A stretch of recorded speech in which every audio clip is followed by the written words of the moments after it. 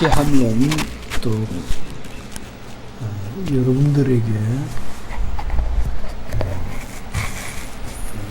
평생에 간직할 수 있는 귀한 말씀을 전할 수 있을까 생각을 해보게 됩니다. 신앙생활을 하면서 첫째는 내가 믿는 하나님이 어떤 분이신가를 알고 있어야 합니다. 이해가, 내가 믿는, 내가 믿고 따르고 의지하고 충성하고 헌신하는, 돈 갖다 바쳐드리는 내 시간의 상당한 부분을 앗아가시는 그분은 어떤 하나님이신가에 대한 하나님에 대한 컨셉이 있어야 합니다. 이것이 정말 중요한 것입니다. 그렇기 때문에 내 설교의 초두에는 하나님은 어떠하다라고 여러분들에게 선언같이 그렇게 총례했던 것입니다. 예컨대 오늘은 하나님은 처음과 나중 되신다라고 했습니다. 알파요, 알파는 제 첫 글자고 오메가는 마지막 글자인데 우리 훈민정음으로 치면 그렇다 이 말이죠. 하나님은 알파요, 오메가이시고 처음이시고 나중이시다는 뜻이 무엇인가? 하나님은 영원히 현재하시는 분이시다 이 말이에요. 하나님은 영원전 과거가 현재하시고 영원전 미래 또한 현재하시는 하나님이시다는 것입니다. 하나님은 현재하시다. 3번 따라합시다. 시작. 하나님은 현재하시다. 하나님은 현재하시다. 하나님은 현재하시다. 현재하시다는 말은 또 무슨 말인가? 하나님은 살아계시고 나와 함께 계시고 내 곁에 계시고 아마 여러분들도 나와 비슷한 그런 기억들이 있지 않을까 싶은데 난 여러분들에게 여러 번 얘기했듯이 중학교 1학년 입학하기 직전에 교회를 다니기 시작했거든. 다시 말하면 중학생이 되었어요. 예수를 믿으면서 그것도 아주 격한 동기를 가지고 시작해서는 그리고 중학생 사춘기에 접어들었는데 사춘기에 접어들었던 그 중학생이 하나님은 내가 화장실에 가서 똥 넣을 때도 옆에 계시는가 그 생각을 난 했었어. 하나님은 내가 거짓말 할 때도 계시다는 말이 아닌가. 골치 아픈데 이걸 어떻게 해결해야 되지? 그런 고민을 했던 기억이 생생하거든. 하나님은 알파요 오메가 되시고 처음과 나중 되시는 하나님이시다는 것은 그는 영원토록 현재형, 진행형으로 살아 계시고 그 살아 계시는 하나님이 나와 무관하지 않고 내 곁에 계셔서 나를 지키시고 내가 세상 끝날까지 너희와 항상 있겠다라고 예수 그리스도 성천하시면서 약속하신 그 약속과 동일한 성격을 띠고 있는 것입니다. 요한계시록은 바로 그와 같은 하나님의 마지막 스테이지를 우리에게 보여주시는 거예요. 요한계시록이라는 이 성경 마지막 책은 하나님은 만물을 창조하시고 또한 다스리시고 주관하시는 하나님이실 뿐만이 아니라 만물의 마지막에 심판하시는 하나님이시다는 것입니다. 심판하시는 하나님이시다는 것도 여러분들이 좀 정리를 해 두었으면 하는 생각이 있습니다.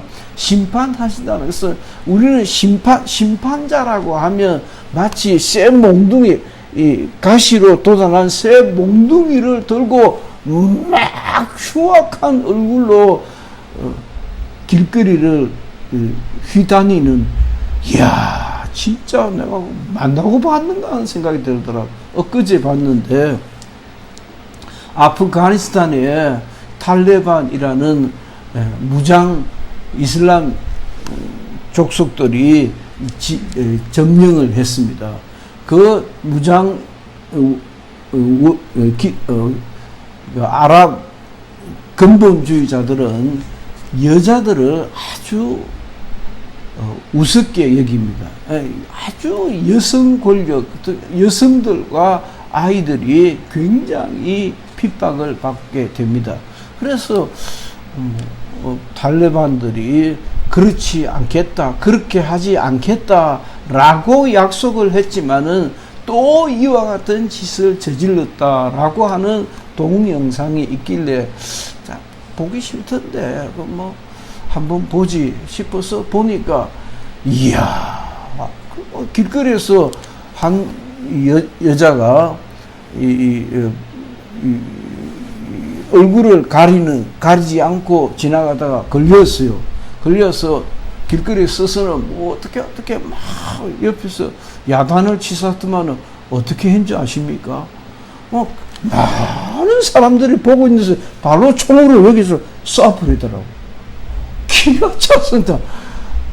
야, 세상에, 뉴스로 보도만 듣던 그런 일들이, 이야, 뭐 이런 세상이 다 있노. 그렇게 심판하시는 하나님이라고 할 때, 그 심판자 하나님은 그렇게 흉악하고 무도한 하나님이시다는 것이 아니고, 하나님은 정상하시는 하나님이시다. 하나님은 마지막 셈하시는 하나님이시다. 마지막 결산하시는 참 공정한 하나님이시다는 것입니다. 근본 대통령에 나서겠다고 하는 사람들 중에도 공정과 상식을 표방한 그런 후보자도 있더만요. 하나님은 대단히 공정한 분이시다 는 것이 심판하시는 하나님이시다는 것입니다. 그러니까 심판을 공정하게 않으면, 반칙을 했는데 봐주고, 페널티킥인데 페널티킥을 안 주고, 골인데 마치 룰을 어긴 것처럼 그렇게 심판하며 어떻게 공정한 심판자라고 할 수 있겠어요? 그래서 하나님은 심판하시는 하나님이시다라고 할 때, 그 하나님은 대단히 공정무사한 하나님이시다는 것입니다. 그 하나님께서 정말 하나님의 복중에 있는 생각이 뭔가, 왜 하나님께 무엇한다고 하나님께서 세상 만물을 지으시고, 공중의 새들을 지으시고, 바다의 어족들을 지으시고, 들의 짐승들을 지으셨을까? 뭐한다고春夏 추당 사계절이 있게 하셨을까? 왜 하나님께서 남극이 있고 북극이 있고 또 열대지방이 있게 그렇게 조성하셨을까? 그 마지막이 무엇일까? 그 마지막이 무엇일까에 대한 서술이 요한계시록이라는 것입니다.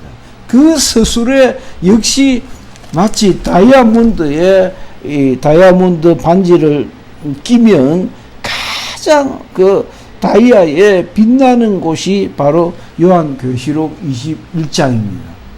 그는 새 하늘과 새 땅을 지어서 예수 믿고 구원받은 하나님의 자녀된 자들을 불러 모아서 새 나라를 건국하려고 하시는 것입니다. 할렐루야. 하나님은 우리를 데리고 새 나라를 지으시려고 하시는 것이다, 이 말이에요.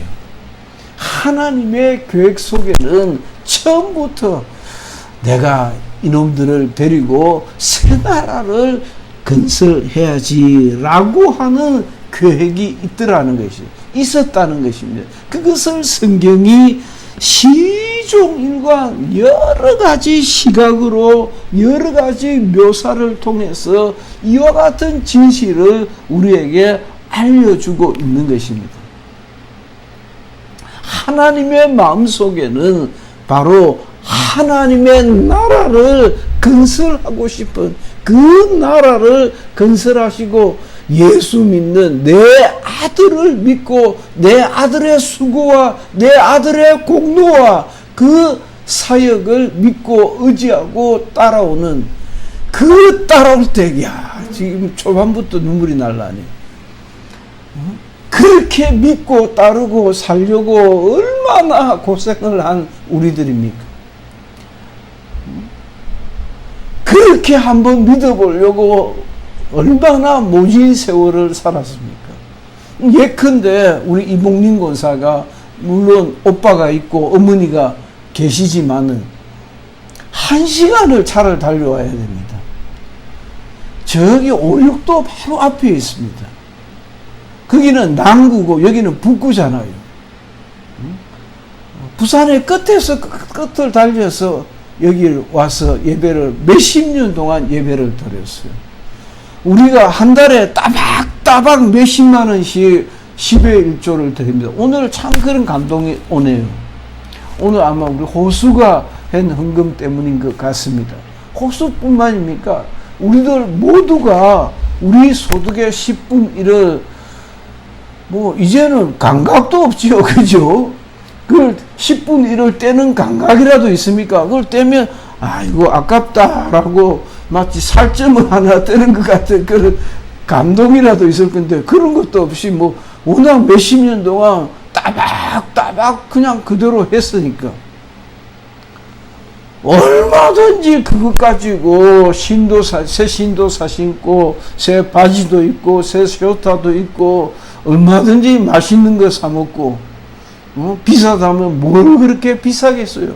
얼마든지 세상 사람들처럼 마음껏 먹고 마시고 즐기고 할 수 있었을 텐데 우리는 그러하지 아니하고 아브라함이 우리에게 세워주신 그 율례를 따라서 우리 소득의 10분 1을 딱 제외하고 하나님 아버지 지난 한 달 동안 피땀 흘려 일하고 피땀 흘려 일했다는 것이 진짜입니다.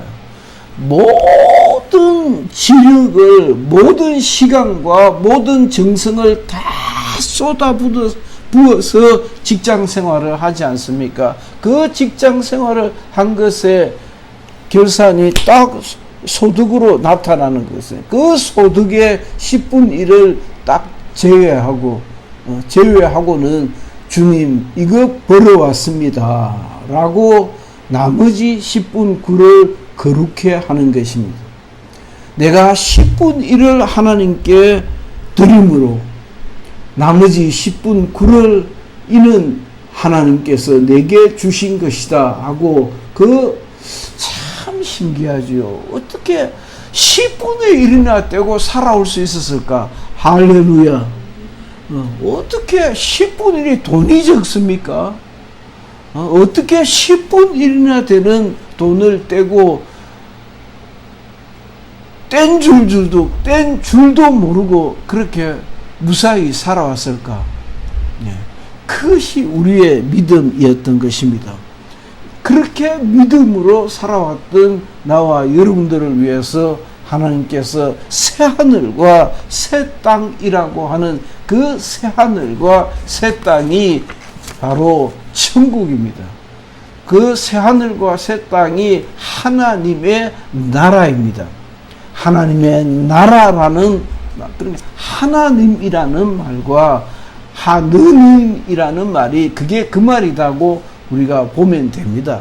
하느님은 보다 더 범신론적이고 하나님은 보다 더 유일신론적이지요. 그래서 하나님이라는 것은 하나님은 유일하신 하나님이다라고 출애굽기 3장에 있는 나는 스스로 있는 유일한 하나님이시다는 것이고 하느님이라는 하늘의 아버지이시다, 하늘의 신이시다는 것인데, 보다 더 범신론적인 표현이고 보다 더 유일신론적인 표현이시, 그 말이 그 말이다 라고 해도 틀린 말이 아니에요. 그것 가지고 목숨 걸고 또 2단 3단 하고 싸우고 지지고 볶고 할 필요가 없다 이 말이에요.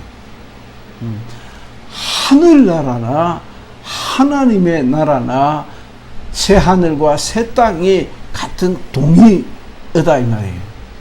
새 하늘과 새 땅은 바로 하나님이 다스리시는 하나님의 나라이고, 그것은 육체를 벗어버리고 가서 만날 수 있는 하늘나라라 이런 것입니다.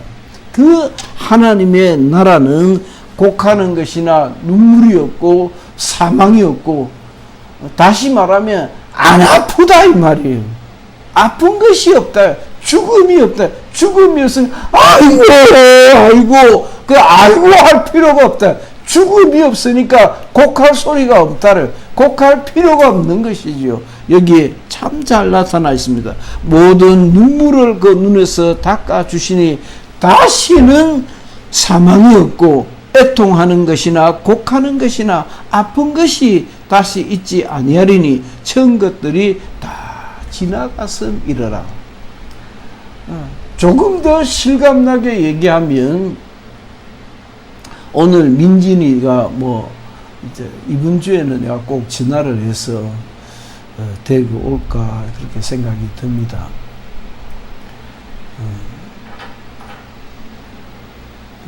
신앙은 기본적으로 자유입니다. 민진이 같이 부족한 사람은 그 아버지와 어머니가 의지를 가지고 있다고 판단하는 것이 영적인 판단입니다.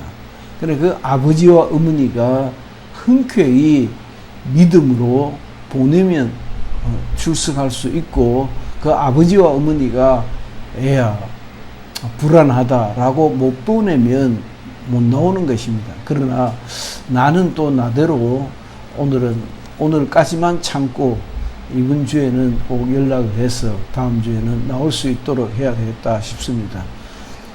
왜, 무슨 말입니까? 다시는 민진이 같이 그런 부족한 아이로 태어나지 않는다 이 말이에요. 천국 가면, 하나님의 나라 가면, 하늘나라 가면 이 육체를 다 벗어버리고 거기 부활할 때는 정말 아름다운 처녀아이로 그렇게 살아갈 수 있을 것이다 이 말이에요. 난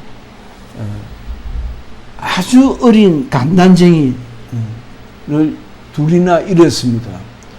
참 마음이 아파서 자주 설교만 안 할 뿐이지 나는 제법 곧잘 모르지요.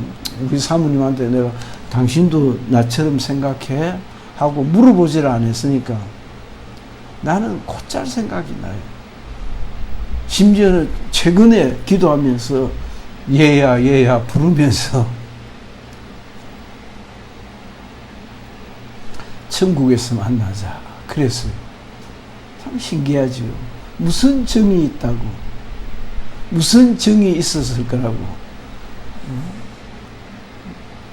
십몇칠 만에 잃어버린 아이를 그리워하고 열 몇 달 만에 잃어버린 아이를 그리워하면서 아빠는 몇십 년을 그리워한다. 아, 천사같이 되어 있을 거다.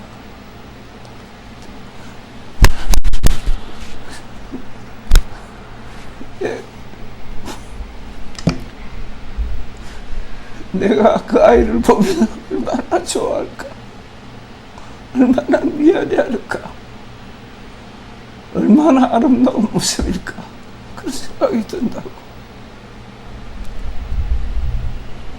다시는 이 세상에서 경험했던 그와 같은 아픔이 꼭 가는 것이 더 있지 아니하다라고 그랬습니다. 주님 말씀하시기를 내가 만물을 새롭게 한다. 그 모든 것들을 다 제하여 버리시고 새롭게 한다라고 하시면서 목마른 자들마다 목마르다 물 한 잔 마셨으면 하는 이들마다 생명의 샘물을 값없이 마시게 하시겠다고 그렇게 약속하셨습니다. 그 새하늘과 새 땅, 그 천국, 그 하나님의 나라는 하나님의 생명으로 충만한 나라이다는 것이에요. 설교를 준비하면서 내가 이 마지막 설교를 눈물 없이 할 수 있을까 하는 생각이 들더라고. 정말 주님의 마음속에 담겨 있었던 그 새하늘과 새 땅, 우리 하나님의 복중에 계셨던 그 하나님의 나라, 그 우리들이 살아갈 수 있는, 우리들이 영원 무궁토록 하나님과 더불어 우리가 그렇게 믿고 의지하고 기도하고 주님하고 충성스럽게 살려고 애썼던 바로 그분이 다스리는 그 나라를 생각하면서 그 나라를 선포하면서 내가 과연 눈물 없이 설교를 할 수 있을까? 그렇게 생각이 들더라고요.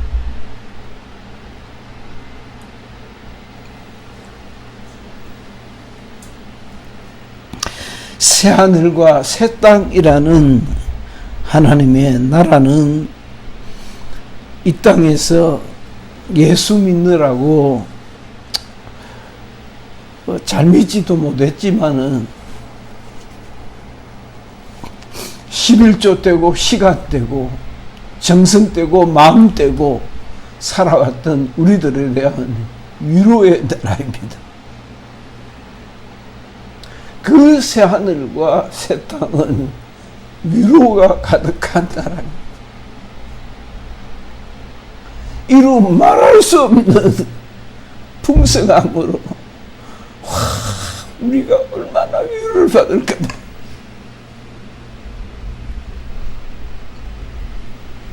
그 나라는 예수 믿느라고 죽을 고생을 하며 살아가는 우리들이 소망해도 괜찮은, 소망해야 하는, 그래서 기꺼이 현재의 고난과 시련과 어려움을 이까지 것 아무것도 아니다. 로마서 8장에 있는 말씀과 같이 장차 우리가 누릴 영광은 이 땅의 것과 가히 비교가 되지 않는다.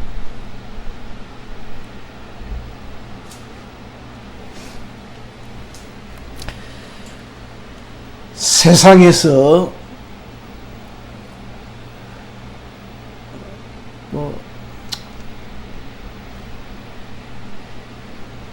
정말 잘 사는 동네, 덕천동은 참 못 사는 동네예요.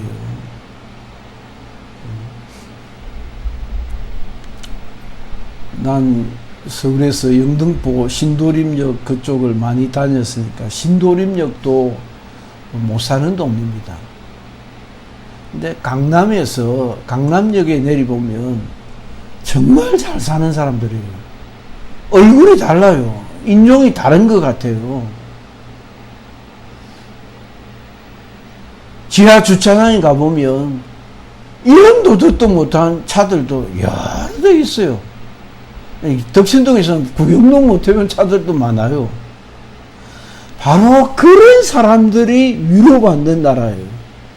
이 세상에서는 도무지 꿈도 꿀 수 없었던, 이 세상에서는 그림자도 밟을 수 없었던 그 부귀와 영광과 충만함을 경험할 수 있는 나라가 하나님의 나라입니다. 할렐루야. 그 나라로 가슴이 충만한 거예요. 그 나라를 사모하고 그리워하고, 이걸 아깝다고 생각도 안 해보고 산 지가 벌써 몇십 년을 그렇게 살았으니까 이건 하나님의 것이다라고 산 여러분들을 어찌 하나님이 위로하지 않으시겠냐고. 어찌 하나님이 외면하시겠나요? 제대로 살지도 못하지만은 그래도 성경대로 살아보려고 죽을 고생을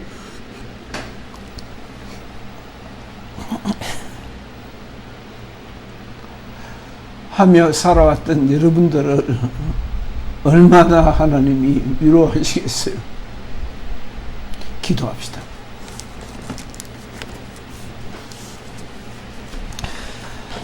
하나님 아버지, 위로와 소망이 내 영혼에 충만하여 하나님께서 예비하시는 새하늘과 새 땅을 바라보고 하나님의 나라를 바라보고 천국을 바라보고 순례자의 길을 기꺼이 걸어갈 수 있는 나이기를 원합니다 라고 우리 마지막으로 성경 66권을 마감하면서 기도하면서 마치도록 합니다.